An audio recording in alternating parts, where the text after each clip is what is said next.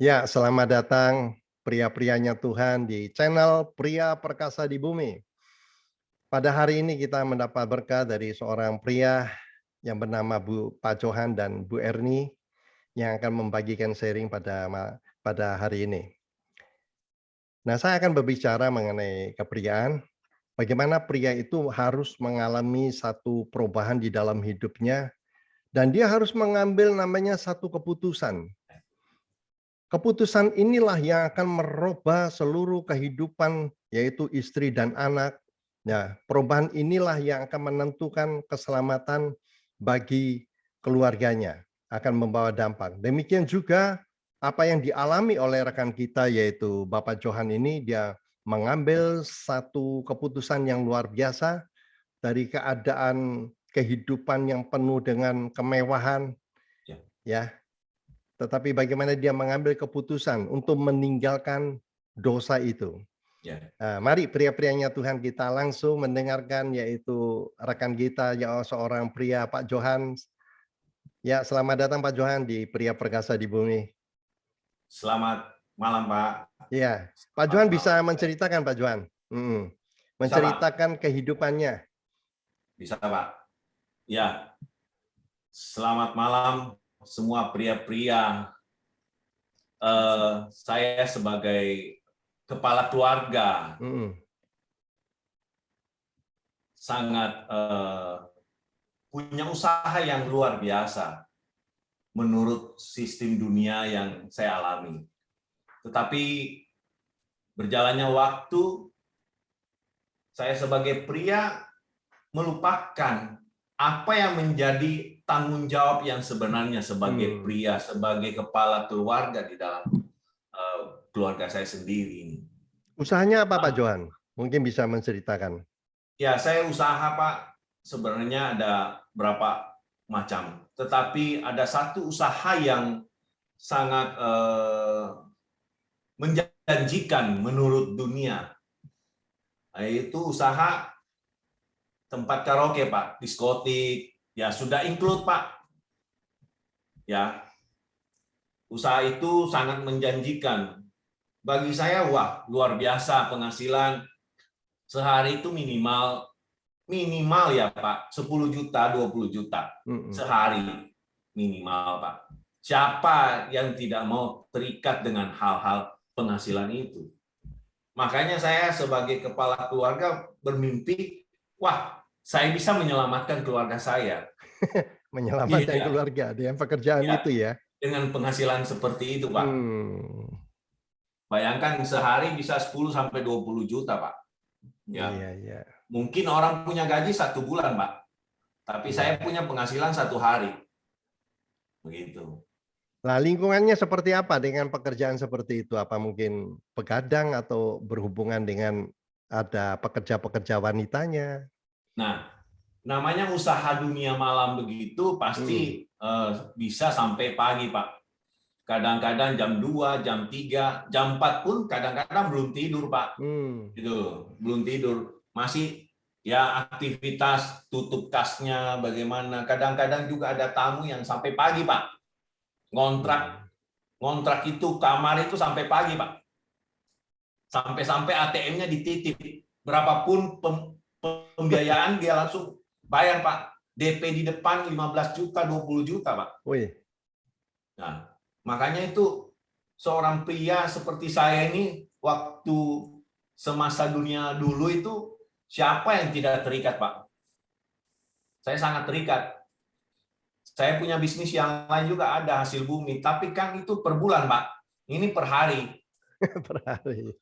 per hari gitu loh. Nah, dampaknya apa dengan pekerjaan itu, Pak Johan? Nah, Mungkin kalau dampaknya itu awalnya, Pak, tidak ada dampak yang kita mhm, pahami sebenarnya. Dampak yang paling terjelek berjalannya waktu usaha itu mhm, bisa-bisa kita terjerumus. Namanya kita bergaul sama siapa, pasti kita juga akan mhm, terjerumus masuk di dalam hal itu, Pak. Nah, dunia malam itu pasti kita berurusan dengan seksi dancernya, pemain diskotiknya, ya DJ. pegawai-pegawai malamnya, DJ-nya, itu berurusan semua, Pak.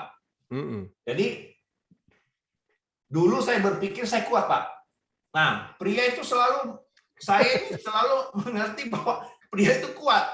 Nggak usah khawatir. Saya bilang sama istri saya, nggak usah khawatir. Saya kuat kok. Saya tidak akan terjerumus di dalam Iya. hal-hal dunia itu. Nah, itu Walaupun Pak. berhadapan dengan wanita ya? Ya, berhadapan dengan wanita ya, istri saya selalu melarang, Pak. Melarang. Namanya pria, Pak. Waduh, nggak usah dilarang. Saya kuat kok. Saya tidak akan tergoda. Gitu loh. Nah, itulah titik baliknya di situ, Pak. Kita seorang pria. Kadang-kadang selalu merasa paling hebat, paling kuat. Tidak ada satu orang pun yang sebenarnya bilang pria itu paling terkuat. Iya. Saya selalu merasa saya yang paling bijaksana, selalu paling kuat, selalu paling bisa mengatur keluarga. Memang kalau dilihat semuanya bisnis itu berjalan dengan normal, penghasilan normal. Untuk anak-anak uang sekolah apa terpenuhi, semuanya terpenuhi, Pak. Mhm. Bagaimana tidak, Pak? Sehari 10 juta, 20 Mhm. juta. Nah, dampak negatifnya mungkin seperti terjadi hal-hal yang besar seperti pertengkaran ya, mungkin mengakibatkan juga anak-anak dengan Betul, pergaulan seperti itu kan pasti berdampak juga terhadap anak gitu. Seperti betul, apa Pak. itu, Pak Johan? Nah, awalnya itu saya berpikir bukan dampak ya, Pak. Mhm. Awalnya. Tetapi berjalannya waktu dengan dunia Mhm. itu anak saya menjauh dari saya. Oh. Ya, kelihatannya dekat, Mhm. tetapi hatinya nggak ada di situ, Pak. Ya, tidak ada hatinya, nggak ada pikirannya. Cuma bagaimana ya? Begitu juga istri.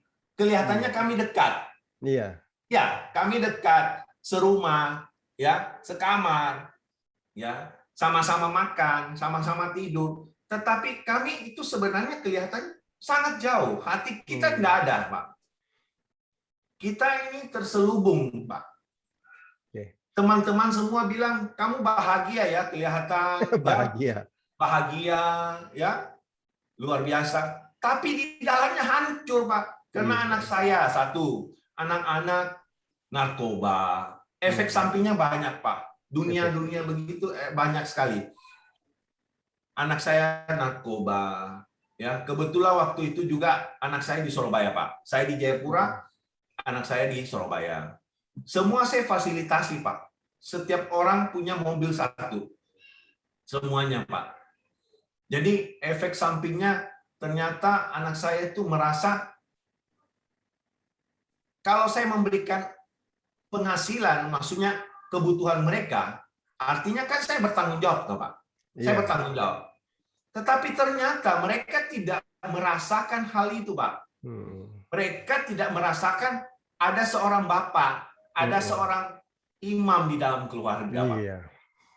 Itu. Terus Mereka terpenuhi. terus pertengkaran dengan istri sampai di mana itu, Pak Johan? Dengan Wah, pekerjaan seperti itu? awalnya kita ini kelihatan happy, Pak. Kelihatannya happy? Happy sekali, kelihatan happy. Mhm. Tapi kalau ada masalah kecil saja, itu menjadi besar sekali. Bisa-bisa keluar yang mungkin berapa tahun yang lalu punya Mmm. problem. Kadang-kadang begitu, Pak.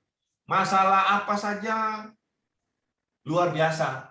Curiganya istri saya, mencurigai suami, ada perselingkuhan, ada istri simpanan. Jadi, waduh, hancur, Pak. Pikiran dan hati ini Mhm. semua hancur, Pak. Kelihatannya dampaknya ya, kelihatannya dampak luarnya ini bagus sekali. Mhm. Kelihatan ya seperti orang tidak ada masalah, Pak. Mhm. Sepertinya orang tidak punya masalah. Nah, karena Banyak kan begitu. dituduh dekat dengan wanita, akhirnya bagaimana Pak Johan Nah, selanjutnya? sebenarnya saya tidak jatuh di dalam dunia perselingkuhan, Pak. Tapi karena tertuduh, ya, Dituduh terus? dituduh terus. Tiap hari loh dituduh, ya, tiap hari. Ada masalah kecil pasti dituduh lagi. Mhm. Mungkin apa? Kenapa? Karena pengaruh ini, Pak. Pengaruh semua. istri saya juga selalu dipengaruhi dengan mimpi-mimpi yang buruk, ya, Sampai kayak mimpi-mimpi yang begitu. buruk, ya. Dan dia punya konotasinya bahwa itu petunjuk dari Tuhan. Semua awalnya begitu, Pak. Selalu berpikir ini dari Tuhan. Ya. Istri saya bermimpi saya punya simpanan. Waduh, banyak Pak simpanan saya. Bisa ada 4 saya dituduh. Ada di situ, ada di sana. Gitu loh Pak. Saya dituduh, waduh. Berkeping-keping Pak, kalau mau dibilang berkeping-keping. Namanya laki-laki dituduh terus, ya nggak bisa bertahan Pak. Saya jujur saya nggak bisa bertahan. Sebagai laki-laki dituduh terus. Ya akhirnya jatuh juga di dalam dunia perselingkuhan Pak. Iya. Parah Pak. Iya, oke. Nah, sekarang kita akan bertanya kepada Ibu Erni gitu ya. Apa sih kok menyebabkan Bu Erni ini kok menuduh terus walaupun suaminya tidak melakukan gitu ya? Mungkin Bu Erni bisa menceritakan sebentar ya. Iya, kalau saya mau cerita, kenapa saya punya pikiran atau perasaan seperti itu, yang saya menganggap itu, apa namanya, seperti, tanda ya dari Tuhan, menurut saya pada saat itu. Kenapa? Karena kami ada di lingkungan yang tidak benar, Ya gitu loh. betul. Nah, ketika kami ada di lingkungan yang tidak benar, itu yang menyebabkan akhirnya kita sebagai wanita itu waspada, itu satu. Yang kedua, karena cinta yang salah ya. Kalau kita mencintai suami kita, terlalu mencintai dengan cinta yang salah, maka kita akan menjaga dia dengan cara yang salah juga. Cara menjaganya ya. Ya, kita menjaga dia dengan cara yang salah ya. Kita lupa bahwa perkawinan itu adalah satu lembaganya Tuhan, bukan keinginan kita ya untuk kita mesti jaga sedemikian sehingga nanti suami saya tidak begini dan begitu, enggak. Kalau seandainya ini terjadi, ini atas izin Tuhan. Sekarang saya baru tahu. Kalau dulu saya pikir kenapa harus saya Tuhan? Kenapa enggak yang lain gitu loh? Saya sudah cukup menderita. Kenapa toh saya harus mengalami ini lagi? Itu. Iya. Terus bagaimana akibat daripada perselingkuhan daripada suaminya itu? Apa yang dampak negatif terhadap kehidupan Ibu Erni? Karena cara saya salah ketika mencintai suami saya sehingga ibaratnya gini ya, seluruh hati kita sudah berikan kepada suami kita. Artinya seluruh kepercayaan, berarti hidup kita sudah gantungkan kepada suami kita. Terus tiba-tiba suami kita tuh memilih wanita lain. Kita hancurkan ya, kita mau kemana sekarang? Sementara semuanya udah saya berikan ke kamu gitu loh.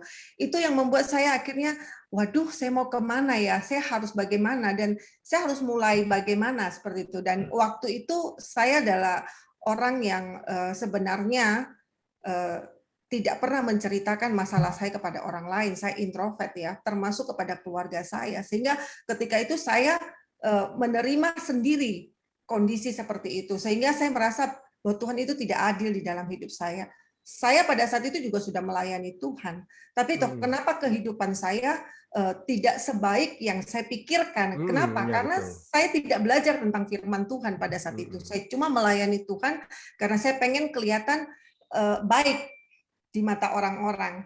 Nah, itu salahnya saya. Tapi ketika kita sudah mengerti tentang firman Tuhan, kita tahu bahwa apa yang kita lakukan itu sebenarnya bagaimana tindakan kita juga di dalam rumah tangga kita. Itu yang kita bawa keluar di dalam pelayanan. Sampai dampak secara mental itu sampai di mana Pak Bu Erni? Jadi karena kita terlalu mencintai sehingga kita merasa aduh, semuanya hilang, ya kan? Kita seperti orang yang tersesat gitu loh. Saya merasakan bahwa saya seperti orang yang tersesat dan saya tidak tahu harus kemana. Saya mau maju salah, saya mau mundur salah, ya. Artinya saya kalau maju, bagaimana dengan anak-anak saya? Kalau saya mundur, bagaimana dengan keluarga saya? gitu. Sehingga akhirnya saya mengalami depresi yang luar biasa. Kenapa? Karena saya sudah tidak tahu apa yang sebenarnya harus saya putuskan di dalam hidup saya. Apakah saya harus maju ataukah saya harus mundur? Karena saya juga tidak mengalami Tuhan secara benar ya pada saat itu. Saya belum tahu bagaimana saya berada di hadirat Tuhan itu seperti apa, itu saya belum tahu. Sehingga Iya, saya luar mengalami biasa. depresi, ya, depresi yang Kita berat. akan mendengarkan langsung daripada Pak Johan dengan kehidupan yang seperti itu, terikat di dalam hal-hal kehidupan malam. Nah, bagaimana kok bisa ketemu Tuhan gitu loh Pak Johan. Mungkin Pak Johan bisa menceritakan sesuatu keputusan yang Pak Johan ambil untuk bertobat itu. Itu yang Ya, sesuatu yang luar biasa. Mari Pak Johan. betul Pak. Pada saat itu saya juga tidak tahu, itu semua niat istri saya, niat istri saya. Awalnya sih saya tidak merasa bahwa untuk apa sih saya ikut camp outbound. Kenapa kamu daftarkan sama saya? Saya sempat marah Pak. Waktu saya itu bayangkan saya terbang dari Jayapura ke Surabaya Pak.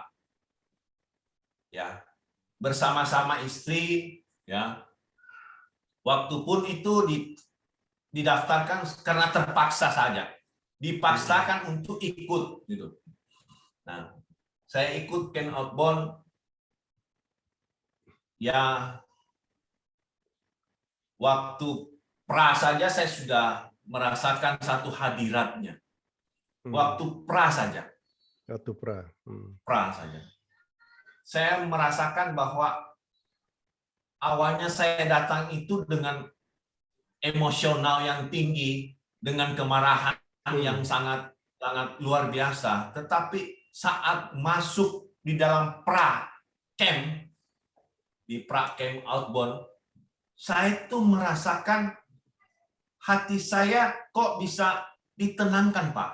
Ditenangkan. Hadirat itu luar biasa Pak, saya merasa.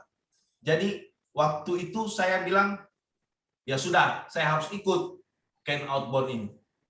Saya tetap ikut. Karena di pra saja saya sudah, jujur saya bilang Pak, saya menangis Pak. Saya menangis. Sudah dapat jamahan ya?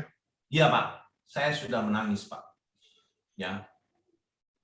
Saya pun tidak mengerti kenapa saya harus menangis gitu loh. Tapi ini suara hati saya. Kok dari terdalam keluar bahwa inilah jalan kehidupanmu gitu loh, yang kamu harus jalani. Ya, selanjutnya bagaimana? Nah, saya mengikuti camp outbound itu, saya dijamah lagi, lebih dalam lagi Pak. Saya dijamah lebih dalam, dan waktu itu saya mengambil satu keputusan.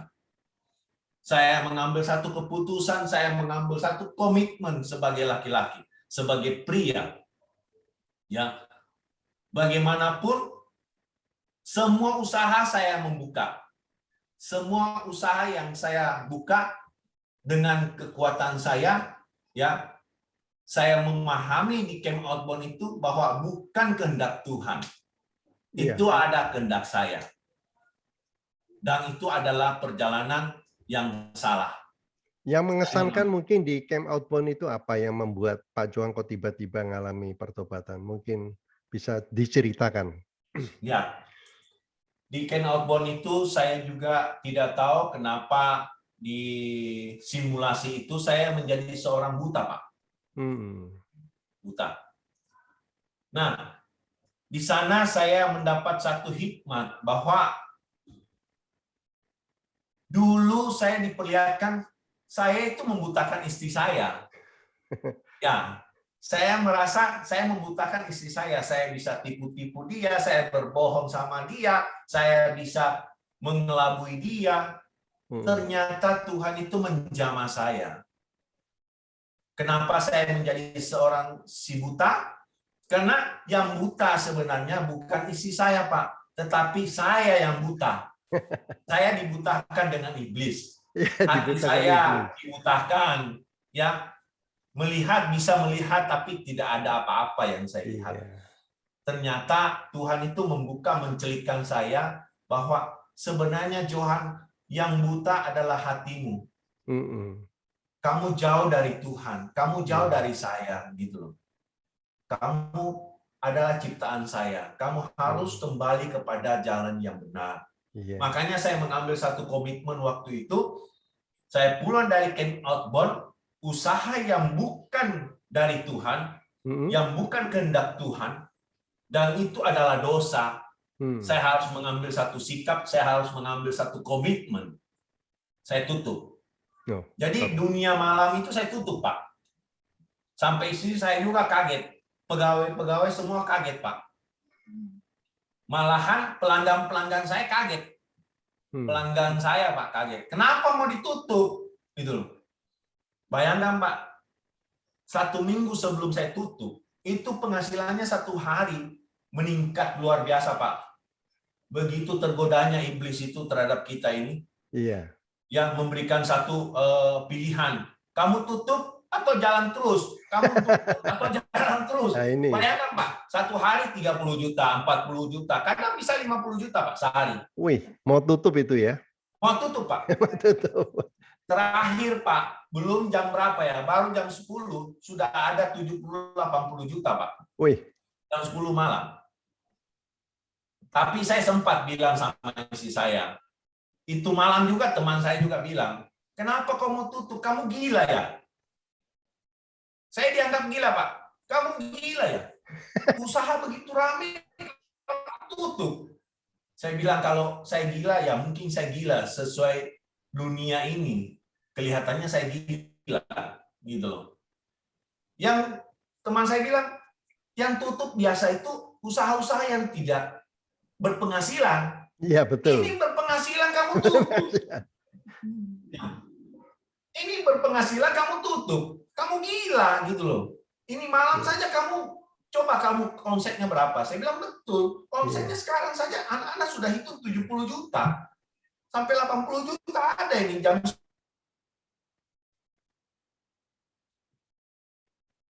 siang. Kamu beli aja tempat ini. Saya rela kok. Saya rela. Saya tahu no problem. Sebab saya ini punya komitmen. Saya sudah punya komitmen. Dalam hati saya harus tutup, Pak. Waktu itu saya sudah komitmen sama Tuhan. Ya, waktu di camp outbound, saya pulang Tuhan. Saya komitmen harus tutup. Iya. Saya kembali ke jalan yang benar. Nah, ini satu keputusan yang luar biasa, Pak Johan. Kalau Pak Johan mungkin mau mundurkan aja 2 bulan, umpama kayak begitu ya. Seperti itu berapa itu penghasilannya? Itu kan kurang lebih seperti itu. Nah, ini kan tapi dosanya lebih keputusan yang waduh luar biasa ini. Iya, karena saya berpikir makin lama, Pak, karena banyak saya lihat ya, terutama saudara saya sendiri, ya, terutama saudara saya sendiri sudah kena stroke belum berubah, Pak. Waduh. Iya, masih keras, masih marah-marah, masih apa, gitu loh, Pak. Jadi saya tidak mau. Waktu itu di camp outbound saya berjanji, saya punya komitmen bahwa saya harus masih kuat, masih bisa menanggung beban ini. Dan pasti Tuhan menyertai, gitu loh. Luar biasa. Nah, ini kan kita cerita ini keputusan artinya itu memang kita bayar harga secara jasmani, kita akan kekurangan gitu ya. Betul, Pak. Tapi kan pasti Tuhan membela kita gitu ya Pak Johan ya, dengan memberikan satu kebahagiaan, damai yang Pak Johan tidak dapatkan dengan Bu Eni di sebelum mengenal Tuhan, sebelum mengalami pertobatan gitu. Kira-kira mengalami apa Pak Johan? Ketika Anda harus kehilangan harta, kehilangan pekerjaan, dan Anda itu mendapatkan Yesus dalam hidupnya, itu seperti apa itu kebahagiaannya Pak Johan? Ya, kalau dulu Pak, memang luar biasa. Saya punya kehidupan luar biasa, Pak. Ya, kalau di standar dunia, mungkin kita tidak akan melepaskan hal itu. Kalau standar dunia. Betul. Tetapi yang kita lihat adalah waktu saya punya komitmen sendiri, saya membuka, saya harus menutup. Ya. Iya, betul. Komitmen kedua adalah saya membawa jalan keluar keluarga saya jalan ke jalur yang salah, saya harus kembalikan ke jalan yang benar. Itu komitmen kedua, Pak. Iya. Karena saya tahu bahwa saya adalah kepala keluarga. Saya sebagai imam di dalam keluarga. Saya harus membawa istri saya, anak-anak saya, cucu saya, menantu saya, supaya ke jalan yang benar. Iya. Apapun resikonya, apapun yang saya harus pikul, saya harus bawa mereka ke jalan yang benar. Agar saya menjadi teladan mereka. Memang saya dulu bobrok, Pak. Tapi bobrok itu saya mau harus tutup dengan keteladanan yang baik. Ya, luar biasa. Ya, Nah, Pak. dengan adanya seperti itu, berarti Pak Johan mungkin mulai memberikan keteladanan mungkin terhadap anak, istri itu seperti apa Betul, ya? Pak. Termasuk kebahagiaan. Seperti apa Pak Johan? Puji Tuhan, Pak. Waktu saya mengambil satu tindakan, bukan memang satu tindakan yang mudah, bukan satu tindakan yang sangat bisa merubah hidup. Memang butuh perjalanan, butuh dari tahun 2013, Pak, sampai hari ini, ya. Kalau selalu dipikirkan dunia yang dulu, luar biasa, Pak. Tetapi saya mengambil satu teladan, bagaimana saya menjadi teladan yang baik untuk anak-anak saya, cucu saya, keturunan saya, walaupun kehidupan saya tidak seperti yang dulu. Walaupun kehidupan saya tidak seperti yang dulu. Kalau dulu saya bisa berhitung dengan dunia dengan harga yang sekarang, Pak, 5.000, 10.000 jadi, Pak. Dulu ratusan juta, sekarang 5.000, 10.000 jadi, Pak. Kenapa? Saya punya usaha, dulunya banyak, sekarang cuma hasil air galon, ya. Tetapi bukan nilai itu, Pak, yang saya lihat. Penyertaan Tuhan di dalam hidup saya. Walaupun belum sempurna, saya selalu yakin dan percaya bahwa Tuhan pasti menyempurnakan setiap kita yang percaya. Makanya saya mendapat satu yang tidak ternilai, Pak, dengan nilai uang. Damai sejahtera yang saya dengan istri, ya, dengan anak-anak, cucu, luar biasa, Pak. Perjalanan hidup saya selama tahun 2013 sampai sekarang. Luar biasa, Pak Johan. Ya, Pak. Nah, sebelum kita akan berakhir, mungkin Ibu Erni yang pernah mengalami seperti itu, mungkin juga ada ibu-ibu yang sekarang yang melihat ya, bagaimana Ibu Erni memberikan satu dua kata untuk ibu-ibu yang mengalami pergumulan. Oke. Buat ibu-ibu yang mungkin sedang dalam pergumulan yang sama dengan kami dulu, saya cukup dengan mengundang Yesus untuk hadir di dalam keluarga saya. Ketika saya mau mengundang Yesus untuk masuk ke dalam keluarga saya tidak bekerja sendiri, tetapi ada Yesus yang menolong saya pada saat itu. Mungkin secara manusia kita bisa tidak sanggup. Mungkin secara manusia kita merasakan bahwa saya menyerah. Tapi ketika kita mau mengundang Tuhan, Tuhan yang akan mengerjakan bagi kita semuanya. Sehingga apapun kondisi kita, apapun keadaan kita malu, keadaan kita hancur, keadaan kita mungkin sudah tidak bisa lagi diperbaiki menurut manusia, dunia. Tetap bertahan, tapi ketika di dalam Tuhan, kita dimampukan untuk itu. Sehingga kita boleh menjadi penolong bagi suami kita bisa bangkit sama-sama. Ya, luar biasa Bu Erni. Terima kasih. Mungkin Pak Johan bisa memberikan sesuatu, mungkin kalau ada pria yang mungkin belum mengambil keputusan, karena keputusan seperti Pak Johan ini satu keputusan yang luar biasa. Silakan Pak Johan. Saya berpesan untuk pria-pria perkasa bahwa mengambil satu keputusan tidak mudah. Tetapi lihatlah ke depan. Jangan pernah melihat ke belakang. Sebab apa yang di depan kita, itulah tujuan hidup kita. Kalaupun dulunya usaha kita menjanjikan seperti yang saya alami, tetapi percayalah, Tuhan lebih bisa dipercaya.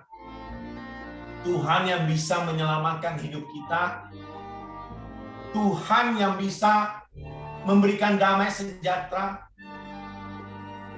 Kelihatannya secara dunia kami tidak bahagia. Tetapi